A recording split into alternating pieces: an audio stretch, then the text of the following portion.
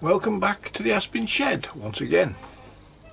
I'm just going to show a few of the things I've made this week to forward the making of this 4-stroke, or the conversion of the Whittaker Firefly 46 to a 4-stroke, and I'll show you the bits that I've got so far.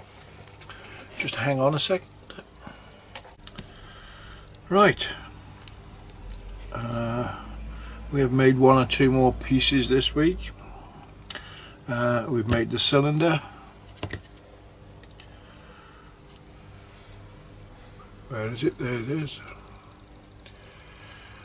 That is to the dimensions of the Whittaker Firefly, except obviously it's got no exhaust ports on it or anything like that. It's just a straight barrel. I have altered the positions of these holes, and I'll show you why in a second. So we've got that, which now locates on there.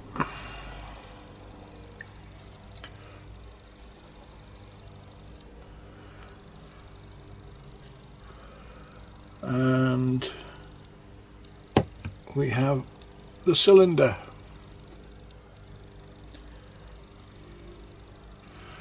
Now, as I say, I am a novice machinist. I don't pretend to be anything else.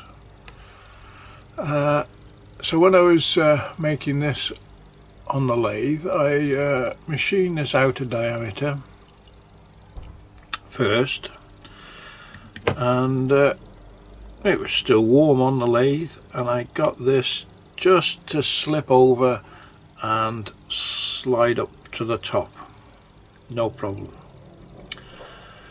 But having bored it out, and I suppose every machinist knows this, but I didn't, it has relaxed and now doesn't. It probably would with a knock, but I don't want to knock it in yet. So it's a thing to be aware of, that as I say, it was an absolute stonking supersonic slide on fit, just slide in, not too tight, not too sloppy, just nice. It would push all the way up to the top. Machine the bore out, 21mm, and now it doesn't. So that's another piece we made. I also made the cylinder head. Again, this is to Whittaker dimensions, other than, instead of being a domed combustion chamber, I've flattened it. It's 5mm deep and it's flat, and we've got the locations drilled for the 2 valves. We haven't got any further on that score yet, but we've got the positions. Again, the 4 holes are in different positions to what they are on the Whittaker, and that was because when I machined the head, I incorporated this rocker box holder, and if I'd gone for the Whittaker dimensions, I would have been up against this post for my hole. So I just moved them all out a bit. I think the centres on the Whittaker were 11.25, making 22.5 between the holes, and mine are now 30mm between that holes, but mine are set at right angles, whereas on the Whittaker they're offset somewhat to one side. That's the only difference. The only difference it made to the cylinder was I won't have to put a notch in now and a pin to stop the cylinder rotating, because my hole position just grazed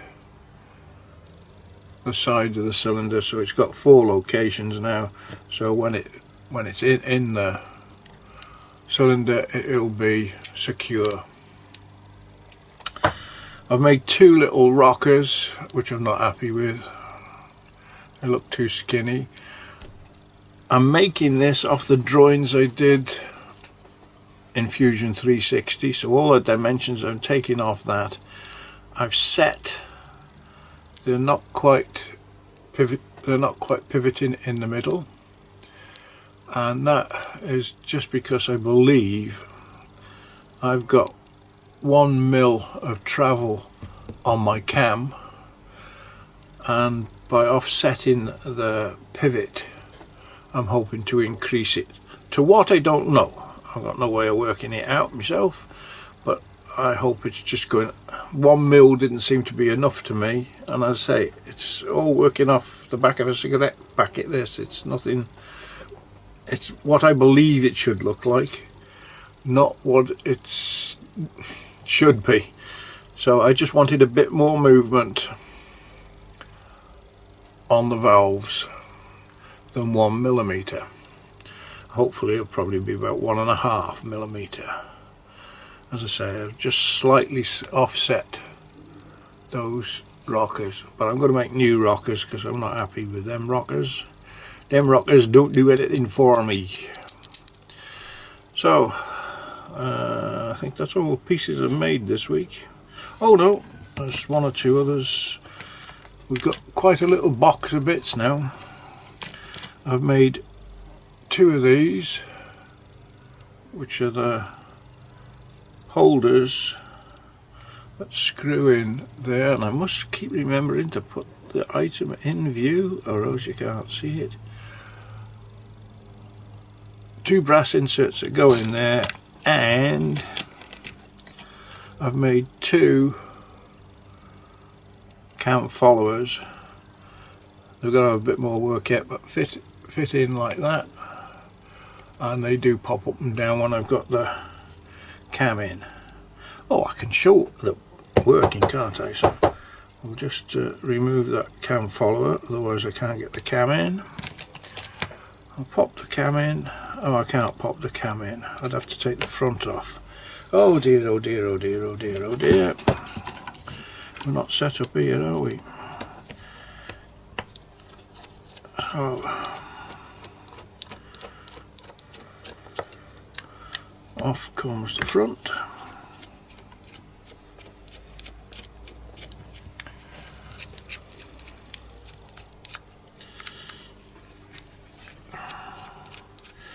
Just talk amongst yourselves while I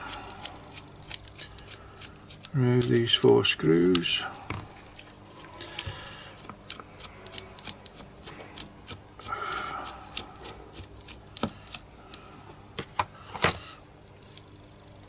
Wiggle, wiggle, wiggle,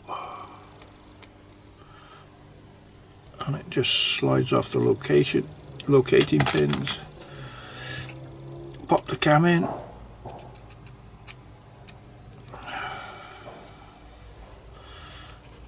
Pop one of the poppets in.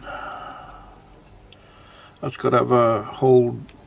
That's got a poppet's got to have a hole drilled in the top to accommodate the push rod. And if I rotate, can we see it? Can we get closer? Ooh, oh, there's a poppet valve. Up and down and up.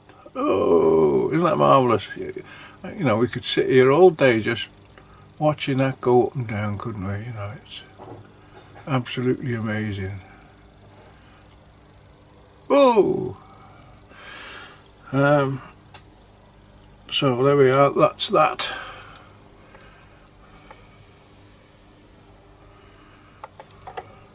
We have the cam followers, 2 off. So we're moving on. When it's all together, it's looking more like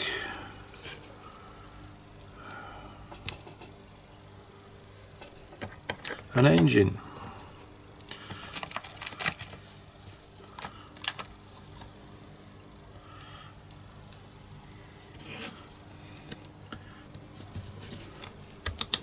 In it.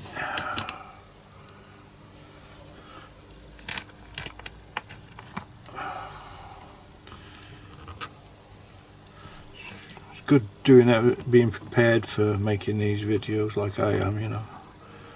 Nobody could say I was unprepared, could they?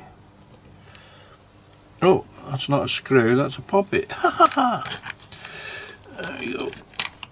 Screw, I'm just putting one in just to hold it together.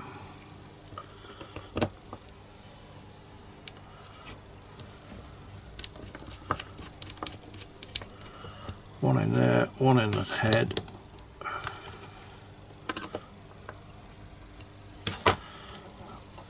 And there we are.